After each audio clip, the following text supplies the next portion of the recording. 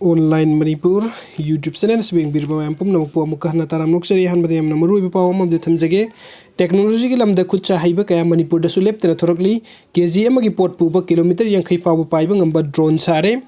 Manipuri asi piklabasu hiram kaya da mangjin thaduna daibak asigi mai kaya puduna lakli science and technology ki lamdasu lamdam sigi sahi nauriba myoy kaya na anu potlam sing saduna puthorakpa leptri masigi manung da Bisnupur district ki nambol balram khulda ki nandalan thiam amasung nambol bazar da ki laisram pakhang sana kg amarom lumba potchei puba ngamba delivery drone saduna mai pakna chalai bangamle nandalan thiam asi mamang da Robert Tinhat hidak chainab Robert electric ki skateboard ki mong da saba garina sing basing su puthokra bani mamang da sakiba Tinhat hidak chainab robot adu battery amurak full oina charge tobu matam da minute nifu manga rom leptana mathau tobu ngamkhibani loina na mahakna puthokiba electric ki gari adu su full charge toduna kilometer kuntra hena thobu ngamkhibani nandalana drone asibu saminari ba laisram pakhang sana asi Anna University gi Mahindra Engineering College ta Electronics and Communication BTech loiduna leiba miyoi ni makhoi ani na khwaidi gi nauna sengbat sagali bu pochei puthok pusin tawna ba gi drone asi sabagi matang da pauche asina nandalan thiam amasung laisram pakhang sana ga una ba da hai pochei puthok pusin tawna ba delivery drone asi miyam da hena thabuk laithok hanna ba wakhan da puthoki bani masina matam chahan dana amasung arai ba mong da arappa mafam sing da mi yaudana pochei thintok thinjin tawhan ba yaragani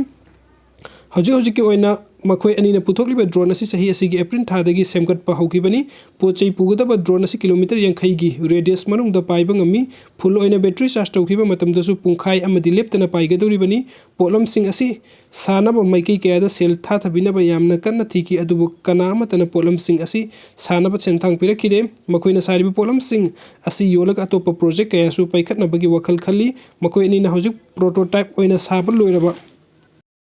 pochei puthok pusin tawna bagi drone asi internet of things IoT gi makha da sengbat sagat pani network amagi makha da thabuk khudung pangthokani drone asi sana bagi damakta Manipur da amasung India manung da mapung phana masak sing phangdabana maram oiduna America na sing bolebak sing dagi pochei chelaga sengbat sagat pani masina maram oiraga project ama paiba matam da matam hena sangna sang bagi khudung sa da basi mayok nari pochei pugadori ba drone asi prototype oina saba matam da kg amagi arumba puthok pusin tawba yai adubu drone asi atai atopa drone singumna remote control macha ama khakna chalai bana te drone asi paiba matam da ground control station thamduna control tawgadori bani ahen basen pham tha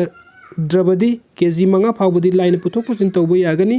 makoina puthokliba si imung manung gi potlam sing puthok pusin tawna bagi wakhal da semgot pani makoina changyeng oina kg amagi arumba potlam haptuna paihen badasu akaiba leitri drone gi battery asi hena mamal tangba hapangam lagadi amasung atai masa khara hapchilabadi kilometer samagi radius ta paihen ba yagani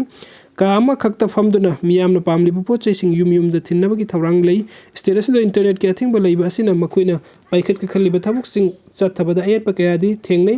makoina pochei pubagi drone asi sadringi mangda sing da lamai chakliba asi thingba ngamnaba ising sai thaba yaba drone sanaba su hotnaramki